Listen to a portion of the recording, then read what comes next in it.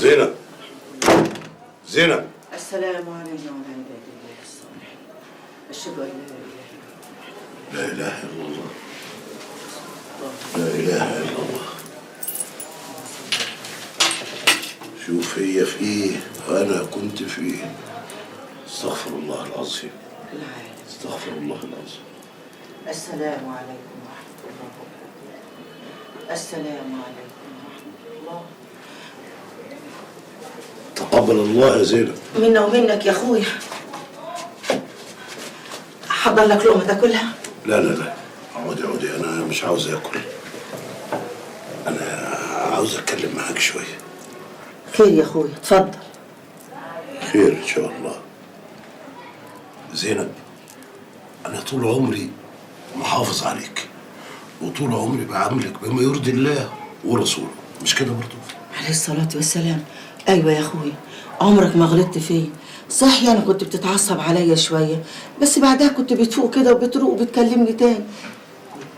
هو حصل حاجة؟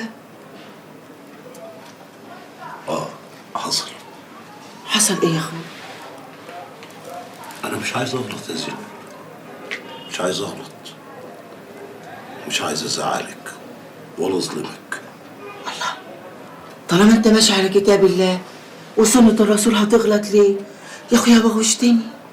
ما هو أنا عشان ماشي على الكتاب والسنة زي ما أنت بتقولي، لازم أطلب منك الطلب اللي هقوله دلوقتي، وواثق إنك إن شاء الله مش هترفضي. هو في إيه؟ أنا هتجوز يا زينب. إيه؟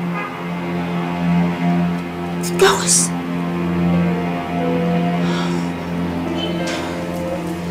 فاهمين يا زينب؟ قال الله تعالى. لا، ما تقوليش. أنا عارفة كلام ربنا كويس قوي، ومش هرد عليك وأقولك ولا أنت عدله. إيه؟ هو في إيه؟ ساعة ما ربنا سبحانه وتعالى يفتحها عليك ويرزقك بقرشين تتجوز يا تمام؟ تمام؟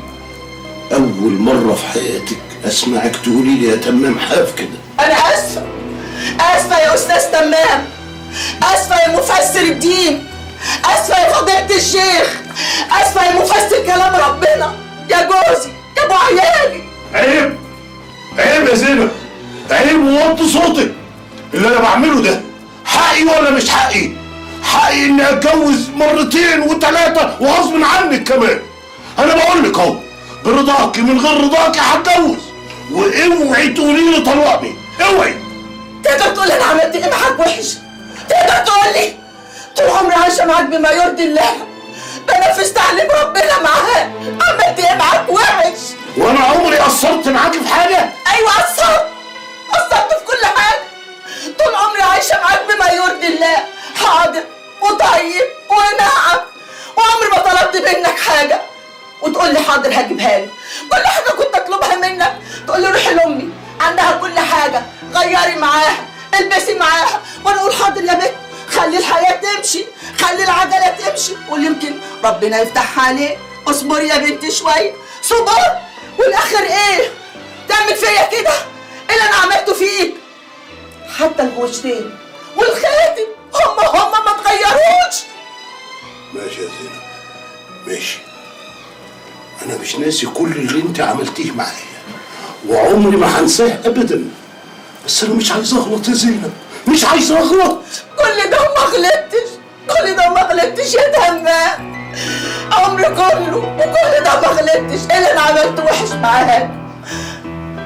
المهم روح يا تمام، روح اتجوز، عيش مع عروستك، قضي شهر العسل، نفذ تعليم ربنا وكلام الدين اللي بتقول عليه. روح وانا هستناك برضه. وكفايه بقى، حرمتني من ابني وجاي تحرمني منك دلوقتي كمان ليه؟ عملت فيك ايه؟ اللي عملته لكل ده يا اخي حرام عليك. بس على فكره انا هستناك، بس مش عشانك، عشان خاطر ولادك اللي انت نسيتهم، ما بقاش تفكر فيهم غير في نفسك وبس.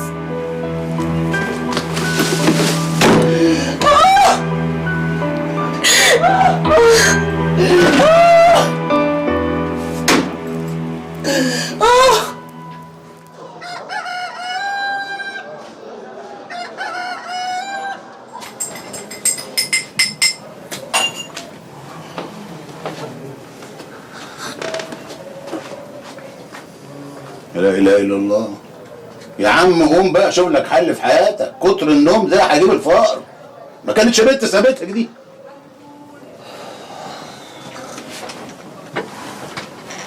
انا النوم هيجيلي منين بس؟ انا لا عارف انام بالنهار ولا عارف انام بالليل. طب وليه امتى ده كله؟ وليه؟ يا ابني احنا ورانا شغل متعطل. قوم قوم تص وشك بشويه ميه كده وفوق. قوم يا كريم. حاضر. يلا ولا يهمك، ولا يهمك. انا عارف ان انت كنت عايز تتجوزها، بس صدقني دي ما عيش مننا. لا من توبنا ولا عايش عيشتنا ولا بتلبس لبسنا ولا بتاكل اكلنا. بعدين من الاخر انت ما كنتش هتملى عينها. طب عليا النعمه اللي زي دي ممكن تخونك بعد اسبوع واحد من الجواز. اسالني انا. يابا المشكلة ان انا كدبت عليها. طلع ان انا غني وعندي مصنع وبكتب شعر كمان. كل ده في الاخر اتكشف يابا. طبعا ان الكذب ملوش رجلين.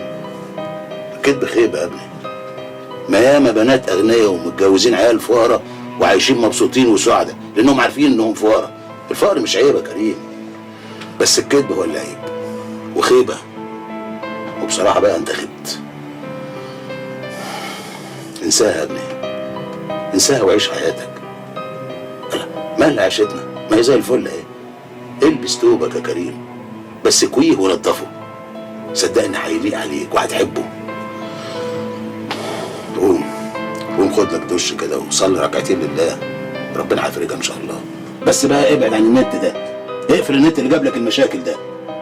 يلا قوم قوم يا كريم.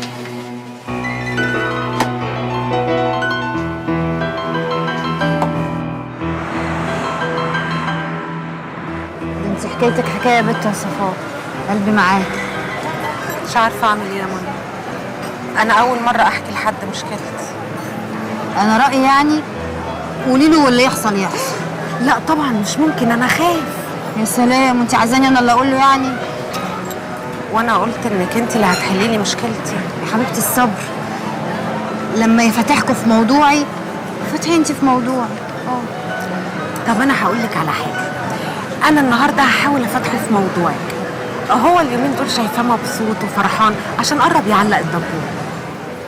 يا رب يا اختي يا رب، حاولي كده، انت حاولي.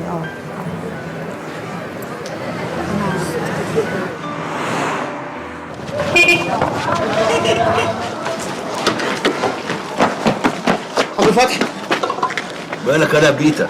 ولا سناء فين؟ عايز ابله سناء ليه؟ ما تقطع يالا. هروح مني يا عم فتحي. مين؟ ابن لوس السعيد؟ ايوه. طب ما احنا مالنا، ما تروح تقول لابوك. هو مش عاوز ابوه يعرف، هو عاوز ابله سناء. عايز ابله سناء؟ ادي المصيبه. يا سناء ده كنا ناقصينك انت كمان.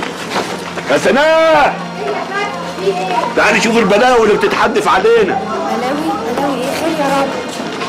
ايه مالك يا ولد؟ لا يا سناء، الواد كمان هروح مني، مش عاوز ابوه يعرف. يا بنت سعيد. ايوه. يخرب بيتك، هو فين؟ معايا في التاكسي بلد حرب. طب استنى. في ايه؟ احنا كنا ناقصينك انت كمان. تعالى يا ولد، تعالى معايا. قولي لي حصل ايه؟ ها؟ ايه المصايب اللي بتتحدف علينا دي؟ انا سردينة يا ريس. بقول لك ايه؟ انا مفطرت يالا. هات لي سندوتشين همبرجر بالبيض. ولا اقول لك خليهم همبرجر بالبيض والجبنه. انت سبتني رحت فين يا عم القتيل دوت؟ يا عم لا. ودي كمان فيك ايه يا ولد؟ اطلع المستشفى يا اسطى. مين اللي هيحاسب يا يا سيدي انا اللي هديك اللي انت عايزه، اطلع. بص يا ستي، دي صورة من المحضر بتاع الاسم اللي احنا عملناه، ودي صورة من قرار الدار لما استلمت مي من 9 سنين. كويس. ودي صورة من محضر الاسم اللي اتعمل لما سلمت بيه مي. تمام يا ستي؟ تمام قوي. هنعمل ايه بقى بالاوراق دي كلها؟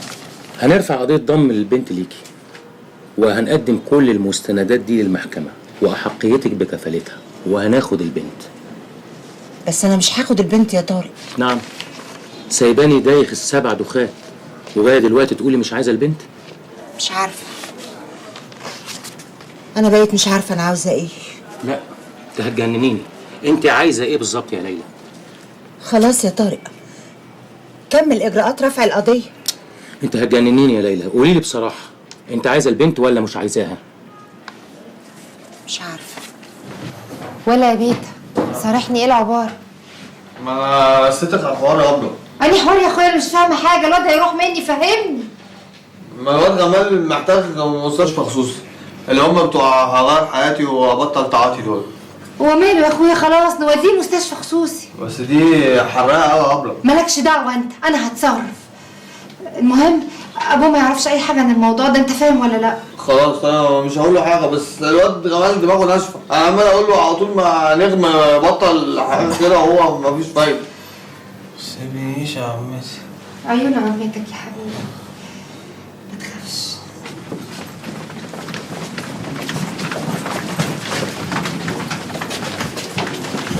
استاذ تمام. اهلا عبد الله. طب مع السلامه يا اخويا، اتفضل انت مع السلامه. ازيك يا عبد الله؟ ايه اللي جابك لغايه هنا؟ ولا قدر الله حصل حاجه في الحاره ولا ايه؟ لا يا استاذ تمام ما حصلش حاجه، بس على فكره الدخول هنا صعب قوي، ده ما كانوش عايزين يدخلوني. هو انت يا ابني الاول كان لازم تطلبني في التليفون بس طمني، هو ده المهم. ايه خير ان شاء الله؟ كانت بس امي كانت عايزه انا يعني اقول لحضرتك على مسابقه الحج يعني. مالها مسابقه الحج؟ كانت عايزه يعني تشترك فيها وكانت طمعانه يعني ان حضرتك ممكن تساعدها. مساعد ربنا يا عبد الله. عموما ربنا يسهل لو ليها نصيب، دي سحب يعني.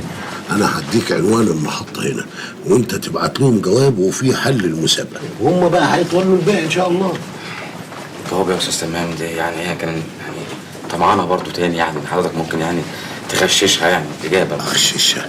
استغفر الله العظيم، من غشنا ليس منا. بس اقول لك ايه، اللي عملوا بالنيات برضه. امك نفيسه نيتها حلوه ان شاء الله. انا هقول لك الحل، اكتبه في الجواب وابعته للمحطه وربنا يجعل الحج من نصيبها ان شاء الله. يا رب يا رب يا استاذ تمام، ربنا يخليك يا رب. والله العظيم ثلاثة أنا حاسس إن حج أمي هيكون على إيدك إن شاء الله، إن شاء الله يا أستاذ تمام، ربنا يخليك. يا رب يا ابني، ده صاحب ونصيب، ربنا يجعله من نصيبها إن شاء الله.